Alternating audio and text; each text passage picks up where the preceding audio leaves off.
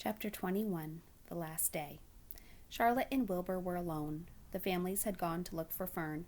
Templeton was asleep. Wilbur lay resting after the excitement and strain of the ceremony. His medal still hung from his neck. By looking out of the corner of his eye, he could see it. "Charlotte," said Wilbur after a while, "why are you so quiet?" "I like to sit still," she said. "I've always been rather quiet." "Yes, but you feel especially so today. Do you feel all right?" "Little tired, perhaps, but I feel peaceful. Your success in the ring this morning was, to some small degree, my success. Your future is assured. You will live secure and safe, Wilbur. Nothing can harm you now. These autumn days will shorten and grow cold. The leaves will shake loose from the trees and fall. Christmas will come, and then the snow of winter.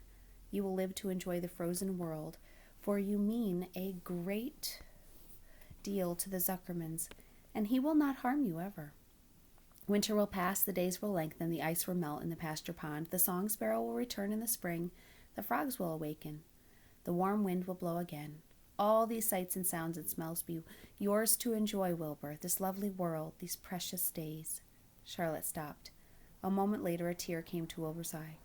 "Oh, Charlotte," he said, "to think that when I first met you I thought you were cruel and bloodthirsty." When he recovered from his emotion, he spoke again. "Why did you do this for me?" he asked. "I don't deserve it, Charlotte. I've done nothing for you." "You've been my friend," replied Charlotte. "That in itself is a tremendous thing. I wove my webs for you because I liked you. After all, what's a life anyway? We're born, we live, and we die. A spider's life can't help but being something of a mess, with all this trapping and eating of flies. By helping of you, I was perhaps trying to lift my life a trifle. Heaven knows anyone's life could use a little of that." "Well," said Wilbur, "I'm no good at making speeches. I haven't got a gift for words. But you saved me, Charlotte, and I would gladly give my life for you. I would." "I'm sure you would, and thank you for your generous sentiments." "Charlotte," said Wilbur, "we're all going home today. The fair's just about over. Wouldn't it be wonderful to be back home in the cellar again with the sheep and the geese? Aren't you anxious to get home?" For a moment Charlotte said nothing, and then she spoke in a voice so low Wilbur could hardly hear her. "I will not be going back to the barn," she said. Wilbur leapt to his feet. "Not going back? Charlotte, what are you talking about?" "I'm done for," she replied. "In a day or two I'll be dead. I haven't the strength enough to climb down into the crate. I doubt if I have enough silk in my spinnerets to lower me to the ground." Hearing this, Wilbur threw himself down in pain and sorrow. Great sobs racked his body. He heaved and grunted with desolation. "Charlotte," he said, "Charlotte, my true friend."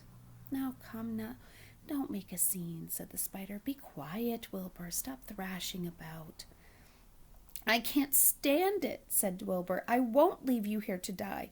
If you're going to stay, then I will stay too." "Don't be ridiculous," said Charlotte. "You can't stay. Zuckerman and Lurvy and John Arable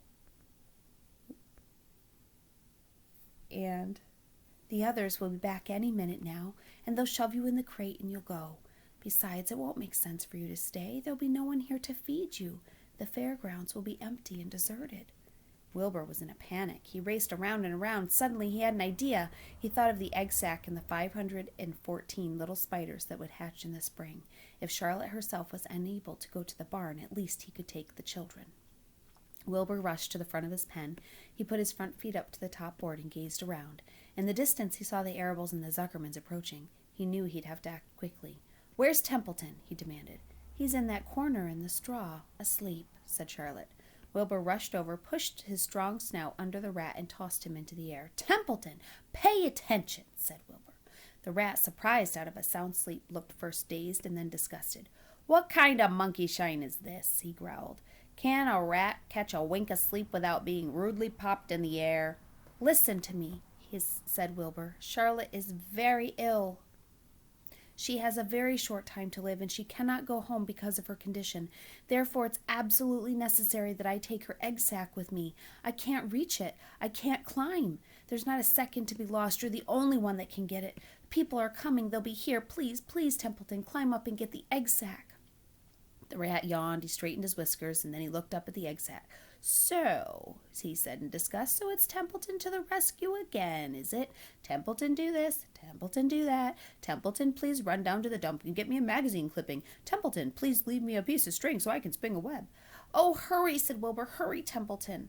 But the rat was in no hurry. He began imitating Wilbur's voice. So it's hurry up, Templeton, is it? He said, oh, no, thanks for it. What thanks do I get for these services? I would like to know, not a kind word for Templeton, only abuse and wisecracks and side remarks, never a kind word for the rat. Templeton, said Wilbur, if you don't stop talking and get busy, all will be lost, and I will die of a broken heart. Please climb up. Templeton laid back in the straw. Lazily, he put his forepaws on his head and crossed his knees in an attitude of complete relaxation. Die of a broken heart, he said. How touching. Oh, my. I notice it's always me you come to when you're in trouble, but I've never heard of anyone's heart breaking on my account. Oh, no. Who cares anything about Templeton? Get up, screamed Wilbur, and stop acting like a spoiled child. Templeton grinned and laid still. Who made trip after trip to the dump, he said. Why, it was Templeton. Who saved Charlotte's life by scaring the arable boy away with a rotten goose egg? Bless my soul, it was Templeton. Who bit your tail and got you back to your feet the morning you fainted in front of the crowd? Old Templeton. Has it occurred to you that I'm sick of running errands and doing your favors? What do you think I am, a rat of all work? Wilbur was desperate. The people were coming and the rat was failing him. Suddenly he remembered Templeton's fondness for food. Templeton, he said, I will make you a solemn promise. Get Charlotte's egg sack for me, and from now on, I will let you eat first when Lurvy slops me. I will let you have your choice of everything in the trough, and I won't touch it until you are through. The rat sat up. You mean it? Cross my heart. All right, it's a deal, he said. He walked up and started to climb. His stomach was swollen from last night's gorge. Groaning and complaining, he pulled himself to the ceiling. He crept along until he found the egg sack. Charlotte moved aside for him. She was dying, but she still had strength to move a little bit. Then Templeton bared his long, ugly teeth and began snipping the threads that fastened the sack to the ceiling. Wilbur watched from underneath. Use extreme care. I don't want a single one of those eggs harmed, he said. This stuff sticks in my mouth, said the rat. It's worse than caramel candy. But Templeton worked away at the job and managed to cut the sack adrift and carry it to the ground where he dropped it at Wilbur's feet. Thank you, Templeton, he said. I will never forget this as long as I live. Neither will I, said the rat, picking his teeth. I feel as though I'd eaten a spool of thread. Well, home we go. Templeton crept to the crate and buried himself in the straw. He got out of sight just in time. Lurvy and John Arable and Mr. Zuckerman came along at that moment, followed by Mrs. Arable and Mrs. Zuckerman, Avery and Fern.